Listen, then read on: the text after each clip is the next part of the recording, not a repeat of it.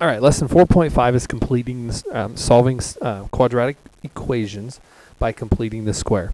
Before we begin actually the lesson on completing the square, I wanted to review perfect square trinomials. And remember that anytime the first term and the last term are perfect squares, and you can actually take the square root of the first one, square root of the second one, multiply it times 2, and that ends up with the middle term. So you're going to get the square root of a squared, which is a, the square root of b squared, which is b, and then whatever this sign is goes in between them, and the quantity squared. So in other words, let's actually do an example of that.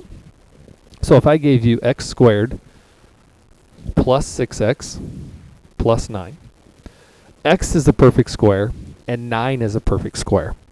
So when I take the square root of x squared, I get x. The square root of 9 gives me 3. And then I bring this sign and put it between them, and it's the quantity squared. So then when I, just as a double check, when I take 3 times x, I get 3x times 2 gives me 6x. Okay. So there's my equation. Okay. The only difference in the bottom one is this one's a minus, so I'm going to do the square root of a squared, which is a, square root of b, which is b, quantity squared, and this sign here ends up between them, so it's a minus. Okay, and the reason this works is because negative b squared gives you a positive b squared. So if I give you an example, it's going to be x squared minus 10x plus 25. So the square root of x squared is x, square root of 25 is 5. And remember, it's a minus in between it, quantity squared.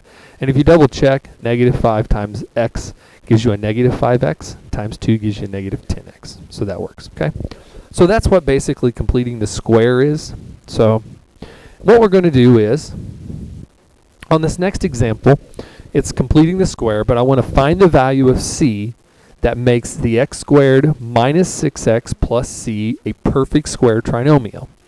And then I want you to write the expression as the square of a binomial. And all you have to do, let's rewrite that, x squared minus 6x plus c. And we're actually looking to see what c can be to make this a perfect square trinomial. So all you have to do is take your b term. Here's the actual steps.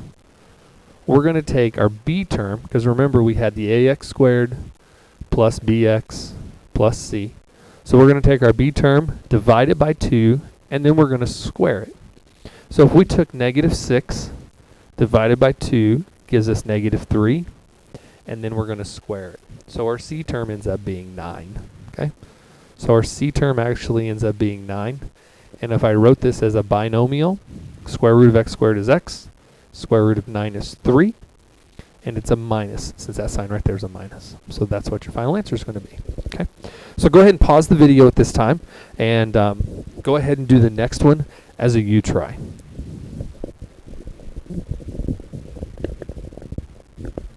All right.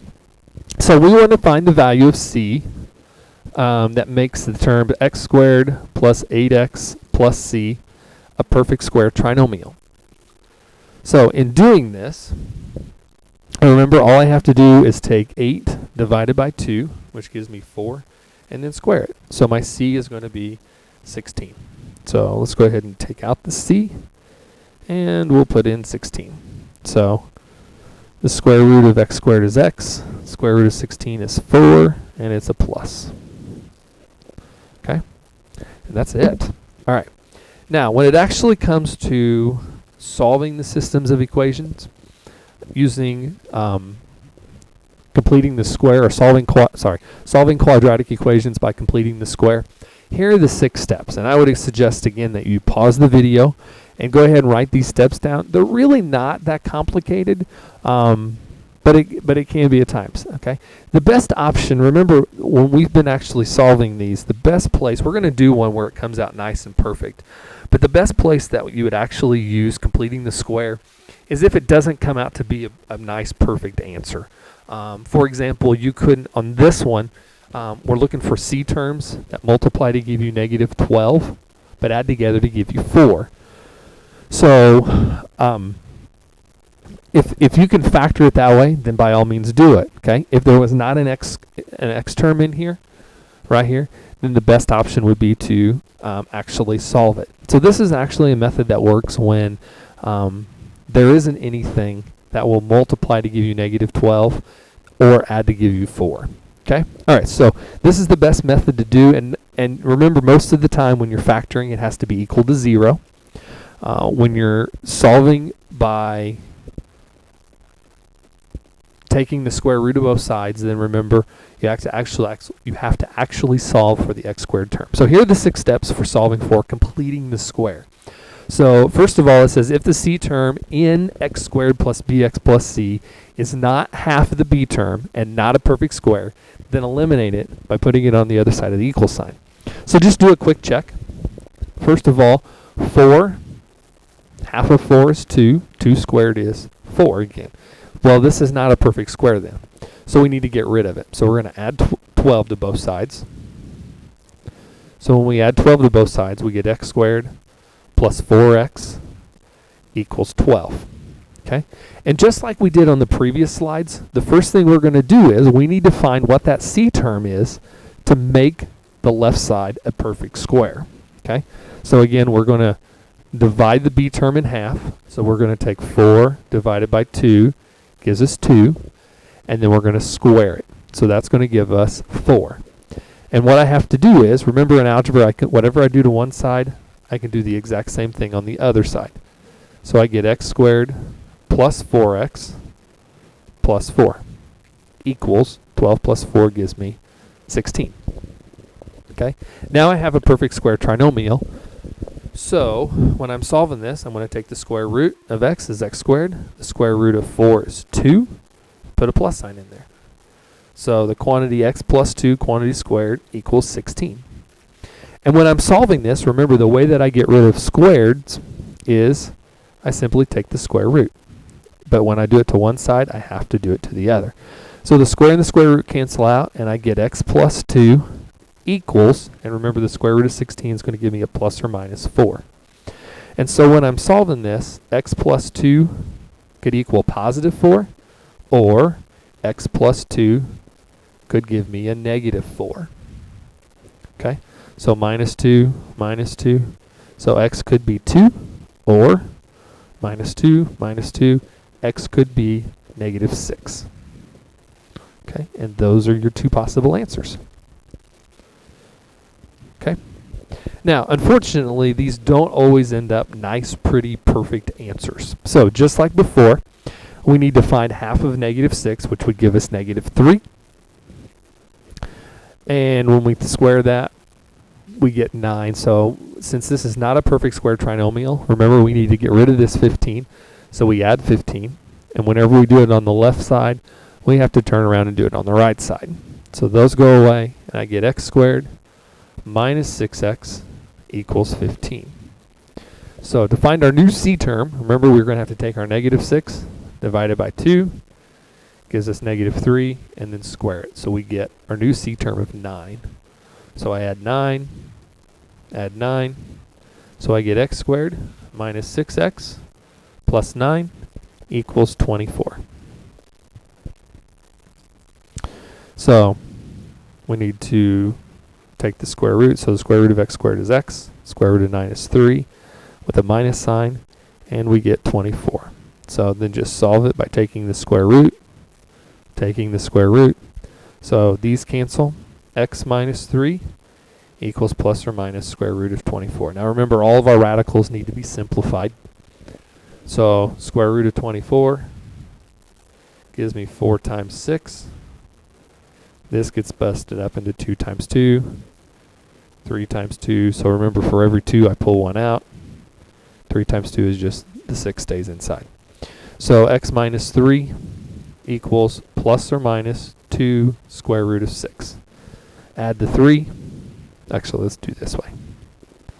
So remember, x minus 3 could be 2 square root of 6, or x minus 3 could be negative 2 square root of 6. So add 3.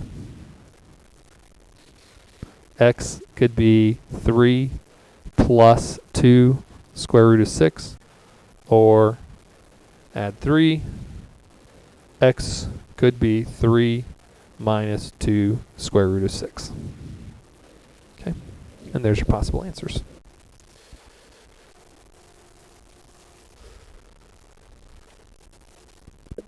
All right, whenever you have a coefficient of the first term is greater than 1, then the very first thing that you should do is you should look and see if you can factor it out. So if I factor out this one, I can factor out a negative 3 because it also needs to be positive. 24 divided by negative 3 gives me a negative 8x equals 27. And remember, this here means to multiply, so I'm actually going to divide by a negative 3. And I'm going to divide this side by a negative 3. That gets rid of it. It's gone. It's finished. And we're done. Equals negative 9. Okay? And now remember, at this point, we need to find a perfect square trinomial. So we're going to have to divide the 8 by 2 and add it to both sides. So go ahead and pause the video at this time. And go ahead and finish this problem. And then when you come back, we'll wrap it up. All right. So first of all, I need to take negative 8 divided by 2 gives me negative 4. And then I have to square it, which gives me 16. So I'm going to add 16 to both sides. So x squared minus 8x plus 16 equals negative 9 plus 6 is going to give me 7. Okay? So when I put this as a binomial, square root of 16 is 4. We have a minus sign, quantity squared, and I have 7. And then to solve it, take the square root of both sides.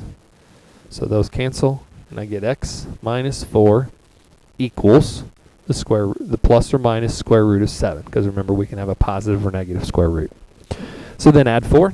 Oops, let's split it up first. That's always a good idea. So let's split it up. X minus 4 equals positive square root of 7, or x minus 4 could equal the negative square root of 7. So add 4.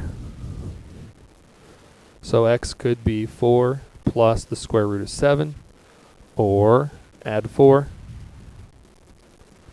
X could be 4 minus the square root of 7. Okay? All right. Last and final example. This one's going to cover actually two examples. One, it's actually going to cover, then again, I have that 4 in front. So let's go ahead and eliminate that 4, because remember, we're going to factor it out, because I can take 40 divided by 4 and 280 divided by 4. So this one I'm left with x squared. 40 divided by 10 gives me 10x. 280 divided by 4 gives me 70. Equals 0. So to get rid of that 4, I'm going to divide by 4. Divide by 4. So those go away, and I get x squared plus 10x plus 70 equals 0. Okay? 70 is not a perfect square, so I'm actually going to have to move it, get rid of it. So x squared plus 10x equals negative 70. So remember, half of 10, so 10 divided by 2 is 5, and then I'm going to square it, so I get 25. So we're going to add 25 to both sides. So we get a perfect square trinomial. So x squared plus 10x plus 25 equals negative 45. So split it up. X square root of 25 is 5, and I have a plus sign. Square root, negative 45. I'm going to get rid of it, square root it, square root it. So I get x plus 5 equals the plus or minus square root of negative 45.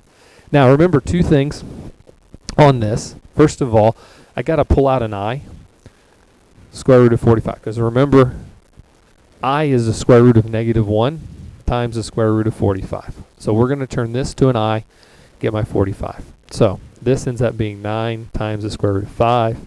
3 times 3, 2, make 1. So 2i plus or minus square root of 5.